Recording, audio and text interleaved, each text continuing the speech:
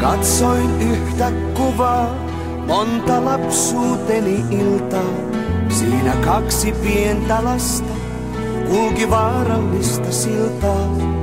Heitä uhkas metsän pimeys ja synkkä virta pyörteinen. Mut ei hätää, heitä suojas enkeli valkosiipinen.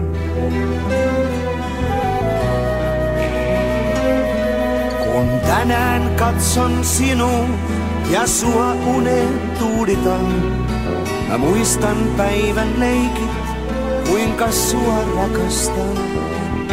Sä olet tosi pieni ja mä melkein toivoisin, että rinnallesi saisit samanlaisen enkelin.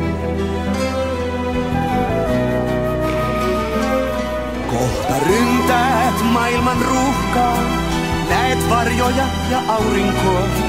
Tee mitä teet, mut älä sielullesi vahinkoa. Sillä haavat nuo ei parane, vaik isi kuinka puhaltais. Siksi toivon, että enkelini jostain suojaa sais.